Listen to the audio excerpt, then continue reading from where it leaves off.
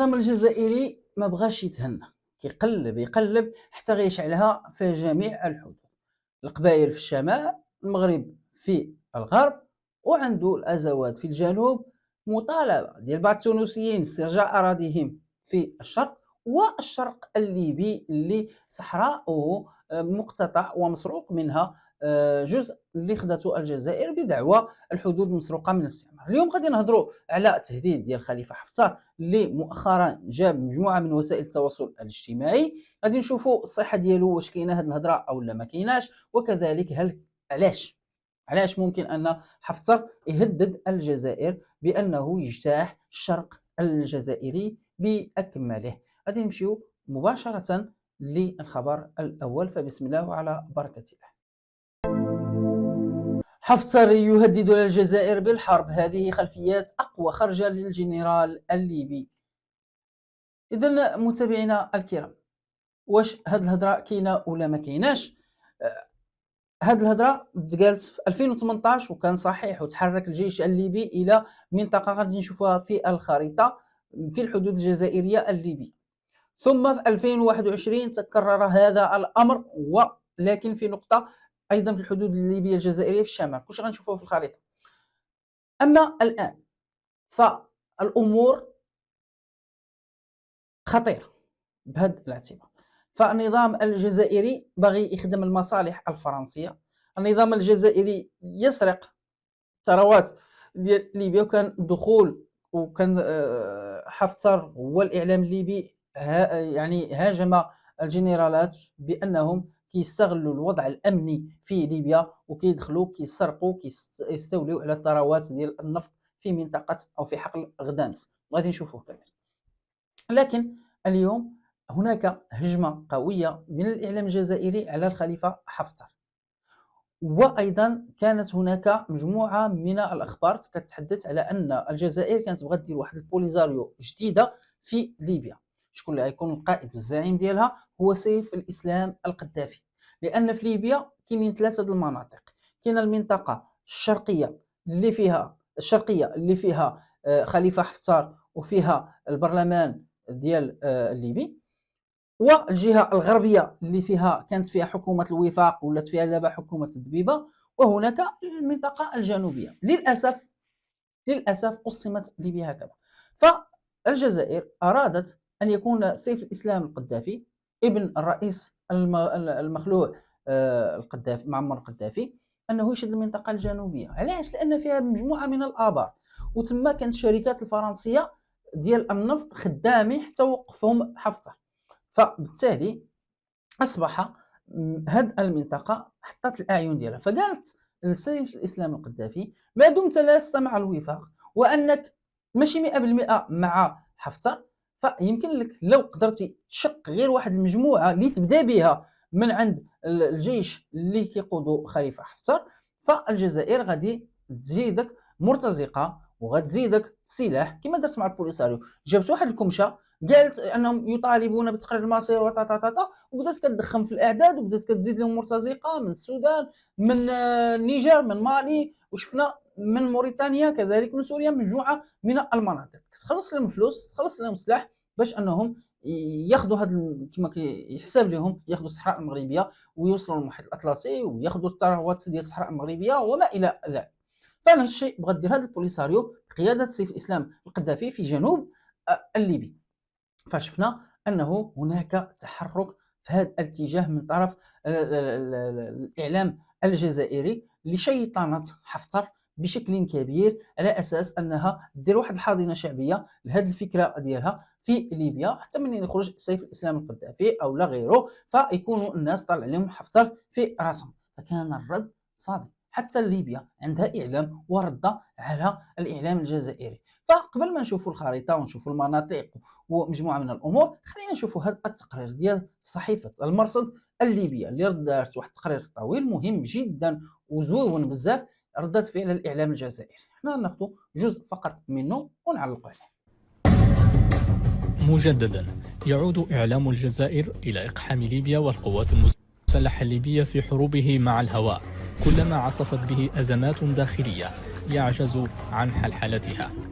فجأة وبدون سابق إنذار تشن كبريات الصحف الجزائرية المعروفة بإدارتها من طرف مخابرات عسكر الجزائر وأبطال العشرية السوداء أمثال المتهم بجرائم حرب اللواء خالد نزار هجوما حادا على المشير حفتر قدحته فيه بأقبح الأوصاف البعيدة كل البعد عن أدنى معايير المهنية الصحفية، وهو إعلام موتور يتبع سياسة تخدير مواطنيه عن أزماتهم الداخلية باختلاق مؤامرات كونية مزعومة تستهدف البلاد على اعتبارها محور الكون.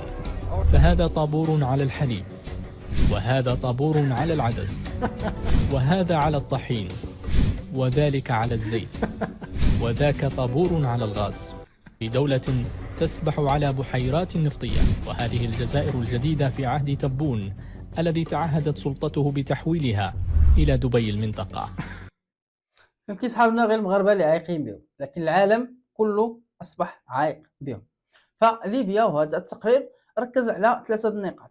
النقطة الأولى نظرية المؤامرة، أن الجزائر الكل يتواطأ عليها، وأنها كتدخل هذا الإعلام ديالها باش ينبح على أنه ليبيا حتى هي ولات. شوف، قال كان في الأول المغرب العدو الكلاسيكي، ثم قال لك المغرب هو الكيان، ثم قال لك المغرب الكيان والإمارات، ثم قال لك المغرب الكيان والإمارات وليبيا.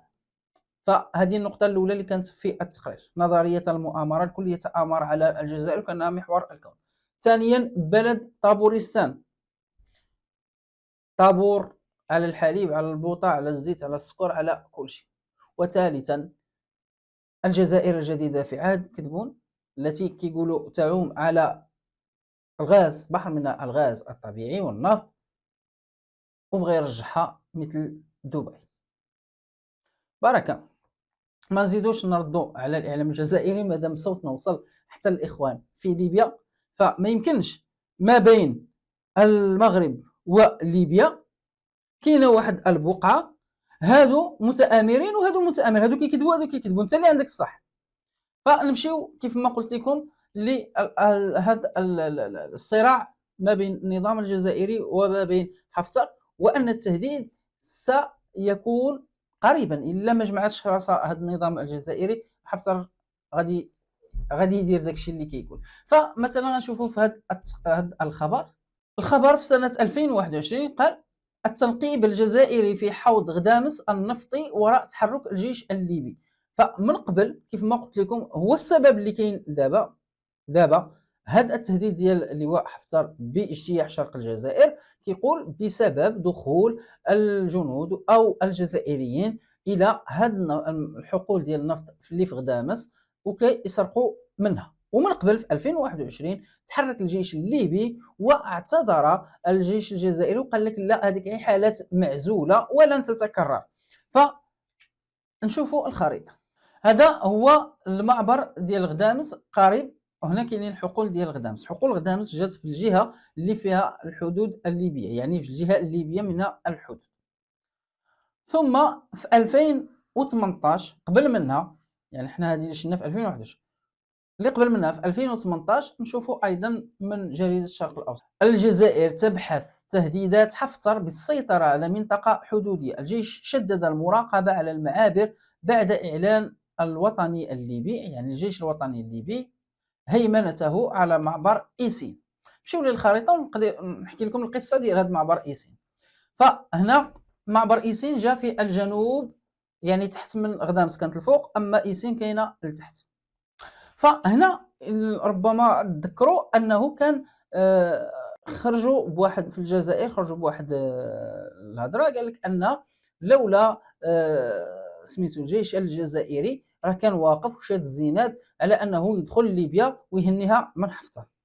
فكان الرد هو ان حفتر هز الجيش ديالو ومشى لهذه المنطقه واستولى على هذا المعبر، وهدد بان الجزائر الى ما يعني دخلت سوق راسها وخلات القضيه الليبيه للليبيين راه غادي يدخل لهذه المنطقه. فلم يكن الرد الجزائري او الجيش الجزائري هو ذهاب فرقه او لا يمشيو عاوتاني الجيش الجزائري في المقابل ديالو ويوقفوا كما كيديروا مثلا الصين مع الهند لا، شنقريحه هز الباليزه ومشى كيجري فين؟